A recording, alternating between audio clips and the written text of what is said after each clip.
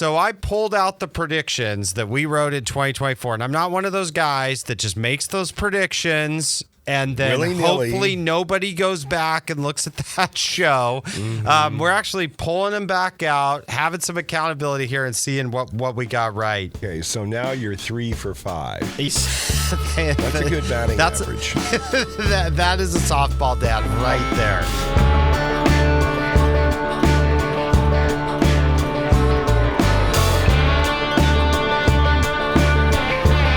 Well, John, this is the show where we go back into the archives, and I have some serious accountability this time of year on this show.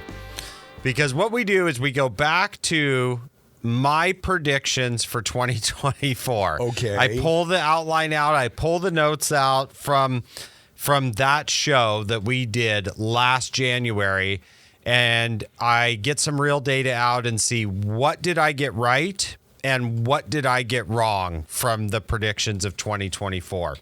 And then next week and the next coming weeks, we'll come up with some predictions for 2025. But today, it's about looking back and seeing, do I even know what I'm talking about?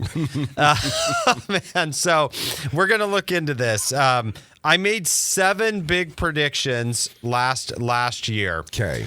And the first one that I talked about was specifically for Tri-Cities here in the market. I said that home prices would appreciate between 2 to 3%. And that's not a number. A lot of people in this market got used to 5, 6, 7% home appreciation. And I said, we're going to be down to a very boring, normal Tri-Cities market looking at home appreciation at 2 to 3%. So when you break it down, and I use our 5 metro areas for this, I use Richland, Pasco, Kennewick, West Richland, and Benton City for these numbers. When you break it down and look at that, we did have price appreciation, which is great because the previous year we had not, as we came into massive, massive high interest rates. And when you break it down over those 5 areas, we had price appreciation at 1.7%. Okay. So not a lot. We're not breaking any records. No. Are you going to round that 1.7 up to 2 and give me that one, John? Yeah. Okay, thank you. I needed that one for my statistics. You needed the win. I need the win on that because we're gonna hit some that I wasn't as good on. But Richland and Kennewick almost hit that number exactly. Like when you look at it, Richland and Kennewick appreciated roughly 3% when we break it down by city. Pasco was fairly flat when you're looking at their average price point. So this is almost exactly what I thought would be the case. Absolutely nailed that one based upon what we were seeing in the market. Prediction number 2 that I made at the beginning of last year is I said that interest rates would settle out around 6%. Okay. And I got to tell you, I have an absolutely love-hate relationship with this metric and what goes on in the market. We've probably talked about it more in the last 2 years than we did the previous 8, just because we had such low record numbers and then it was such a drastic change in the market. Yes. I really thought we were going to see the inflation numbers coming down. I thought we would see rates settle out around 6%. Last year when we started, they were running roughly 6.75%. If we look at the average of what happened this year, I missed this one.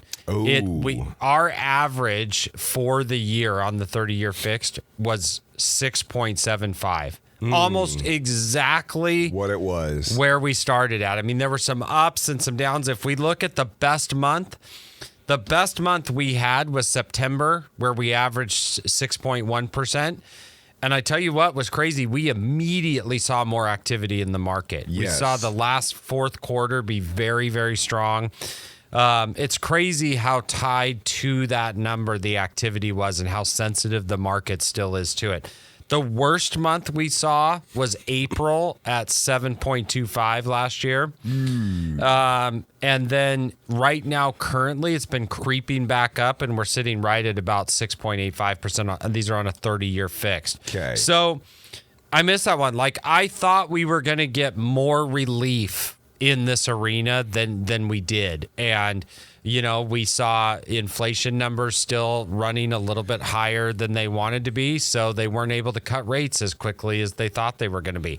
I thought the election would have a bigger effect on it, and it just didn't with rates. And so we're at that point where that was just one that I missed. It made it a little bit more difficult, and especially on the buy side for first-time home buyers, that made it a little bit harder. So that one was, I'm sitting at 1-1 on these 7 here, John. I missed that one. And this next point, it is not going to help me out very much here. So okay.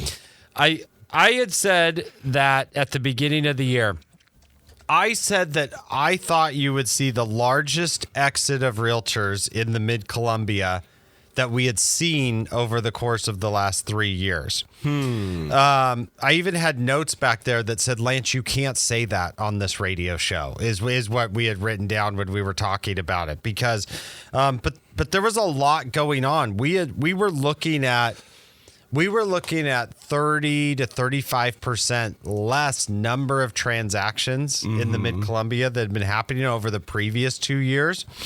And then I also wrote down, I don't know if I was in a bad mood when I made this prediction last time, or I thought the industry changes, the contract changes, the buyer agency changes that were happening. I thought all of that combined with the lower number of transactions would have a bigger impact on agents coming in, but it just didn't. Currently, right now, at the Tri-City Association of Realtors, we're sitting at about 1,260 active agents. And this time last year, we were right around about 1,120. So we picked up about 140 new agents over the course of 2024. And I was not expecting that. Now, luckily, and I'm going to report this in about a month when I have all the final numbers, I've already seen some of them. Luckily, our transaction numbers are starting to trend back up for our area. We had dipped down to probably the lowest point we had seen in 3 years last year. But we're trending back up in 2024. We're going to be reporting when I have all the final numbers per city, that at least, although we added those agents, and sometimes you add new agents and they only do 2 or 3 deals in a year. Yeah. And when you look at those numbers, but the association added agents, and I just didn't see that one coming. I did not think that was gonna be the case. So now we have a problem, McKay, because I'm 1 for I'm 1 for 3 on this situation here. So that one was a miss for sure. Before we go into break, though, I'm going to hit you with number 4 because I think I'm gonna tie things back up here a little bit. I had said that I thought what I called house hacking was going to be here to stay. And what did I mean by that? House hacking is basically a term that has come into the real estate industry the last 2 years. And by that, a lot of people mean they're using multi-generational living to afford houses. Okay. Or they're buying houses where they can rent out a room, or they're buying houses where they can put an ADU on the property and rent it out, or get somebody to live in that home as well. Well, that one I did get right. It is more prevalent than we have seen. The cities, the counties, they've all had informational meetings on this in the last 6 months because it's becoming more popular. We're seeing builders have this as an add-on, as an option in our market for these lots to where they're adding ADUs. We're seeing multi-generational living setups come in with the new construction, and I'm seeing a large number of people remodel parts of the house so that they can set this up.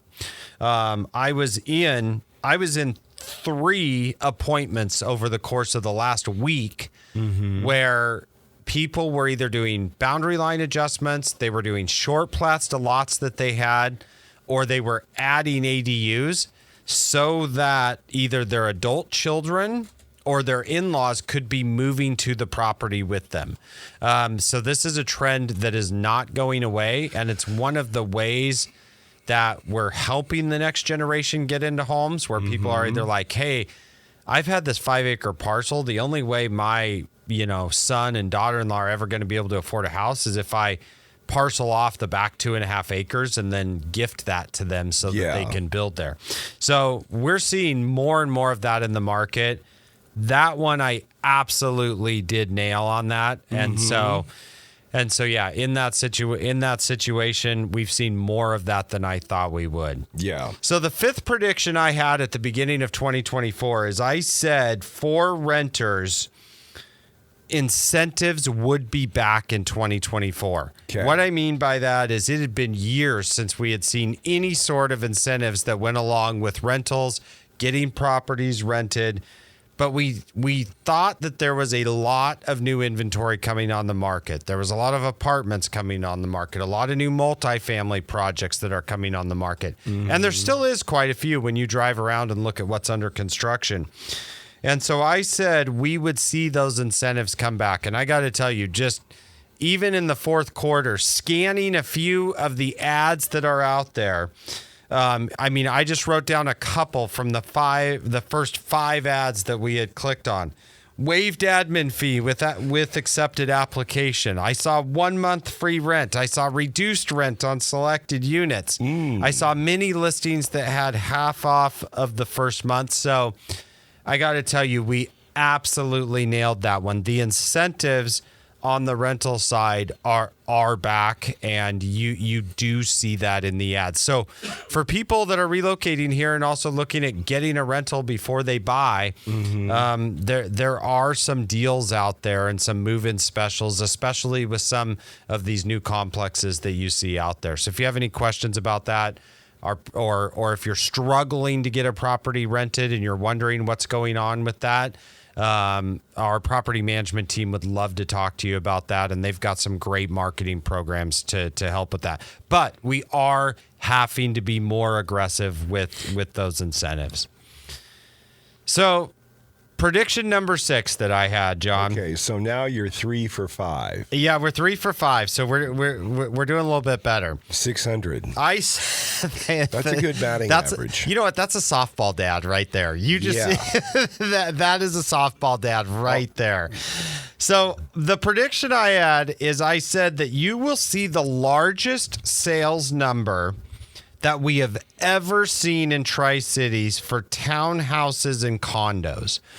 Why I was predicting that is because as the market made adjustments to material costs, availability of land, and the big driving force was affordability, our new home buyers and our millennial home buyers were representing the biggest chunk of first-time home buyers. They would have to find something to purchase. Yes. Okay. And my notes even said the shared wall is finally going to be in style. That's how I wrote it at the beginning of 2024. And so this is just, I knew alternative housing, we have to put these people somewhere. So if I take you back to 2023, at the time when I said this, in 2023, we had 191 of those units sell in 2023. Okay. For an average sales price of $352,000. And that's what I thought would be pushing this, was the sales price. Okay. The previous year, 2023 over 2022, the increase was about 6%. So it was starting to trend up slightly. 2024, we went from 191 sales. In 2024, we ended up with 304 of these units sold. The average sales price jumped, which is not great, so we can talk about sometimes the negative effects of this. But it jumped to $369,000. But for the Tri-Cities market, I have to tell you, I absolutely nailed this one, because statistically, that's a 59% increase in the number of sales in this sector. To change something by that percentage in Tri-Cities, usually something very, very major has to happen. And so that's a staggering increase. It was actually more than I expected. And so, I mean, I was correct that it was going to be a lot more, but this is like whatever more than a lot is, just whatever more than a lot. This was a huge difference and jump in that. And a lot of it just comes down to affordability. Like, what are people going to buy? And so to get the houses affordable with the land prices and the construction materials and the costs we have, your first home, you might have to look at a shared wall product like a condo or a townhouse. Yeah. And that trend has been happening in other bigger metro areas for years, and it has come to the Tri-Cities now and is becoming more of a force in our numbers when you look at that. The last thing prediction that I had made, number 7, is I said, once again, also not popular with my peers, but I said that the West Coast is overpriced for the first time. So my prediction was, we always look at like the hottest markets. What do we think is going to be the hottest markets? Yeah. So I had written down that I thought 7 of the 10 hottest real estate markets would be from the Midwest East. Meaning the West Coast, I felt like was just overpriced, and we couldn't sustain that being some of the hottest real estate markets. So the numbers are in for 2024, and I've got the top 10 for you so that we can look at that. Number 10, Delaware. Okay. Median home price there, $360,000. Also close to big employment centers. So people could buy in Delaware for $360,000, be close, even if they were going into bigger market centers for a couple times a week. You could buy in Delaware. That came in at number 10. Number 9, I've loved this market for a while. Indianapolis, good employment numbers. But look at this. This reminds me of Tri-Cities 6 years ago. Median price in Indiana, $265,000. So the price that we just talked about townhomes and condos in the previous point at $369,000. Yeah. If you can find employment in Indianapolis, housing price is very, very affordable. Georgia coming in at number 8. $385,000 median price. Number 7 hottest market, Tennessee. What Nashville and the rest of the Tennessee markets has done in the last 5 years has been crazy. They still, though, in Tennessee are bringing in a median price of $393,000. So those markets have had quite a bit of appreciation already, but still in an affordable market. Number 6 now, here's where this one's got to count against me here for my 7-10. Nevada still had a very, very strong showing by, really fueled by some good sales around the Las Vegas metro markets as well. But here's where you get a price jump that this is the West Coast that I'm talking about. Yeah. $458,000 on the median price. It's not cheap to live in Nevada in that situation. This one surprised me, but it really fell into my East Coast, what I was talking about. New Jersey coming in at number 5, median prices, $532,000, cranking up a little bit. North Carolina, here's exactly what we were talking about. If you can't afford the West Coast beaches, the East Coast. Here we go. North Carolina making the list, number 4, with a median price of $383,000. Hot real estate market last year. Arizona, still, I think you've still got snowbird situation there. You've got a lot of Canadians that end up buying in Arizona as well for weather reasons. That market still staying relatively strong. Median price there, $450,000. Okay.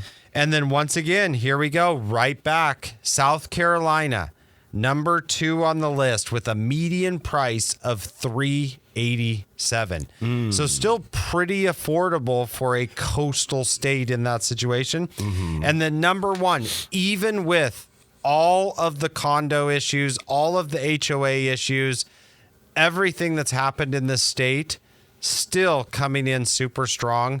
Number 1 on the list, Florida. So just as I predicted on that one, it just had to happen. Like we had gotten our western states, we had gotten what I call the Yellowstone effect. I mean, you look back, everybody wanted to be like Rip and Kevin Costner and move to Idaho, move to Wyoming, move to Montana. All of our western states had a lot of amazing publicity that happened from 2020 on. And so, but there comes a point where we have to have jobs that support those prices. And so I really just see this as kind of an evening out of what's happened as people look for those situations to move to. So absolutely exactly happened what I thought. And 8 of the 10 markets that we were looking at. So we'll give you a win. We're Midwest East Coast. So John, I came out pretty good on this. I mean, I missed 2 really bad. Like I didn't miss them by a little bit. Like I messed those 2 up for sure. But I was excited to see that some of those other, I call them leading indicators that we were looking at, helped us make some good predictions in the market. So what I'm doing right now is I'm prepping our show. In a week or 2, I'm going to hit you back with some 2025 predictions so we can keep this game going and what's happening. But thank you for listening to our advice, and some of those turned out to be pretty close to what we were seeing happen. And it's good to go back and reflect on what actually did happen and make those changes and pivot a little bit, as they like to say. But we're always looking at this data, analyzing it. We have a great time bringing this to the consumer, helping them in this situation. If you have any questions about anything we talked about, go to kenmoreteam.com, shoot us a message, and I would love to help. And we will be right back here next week.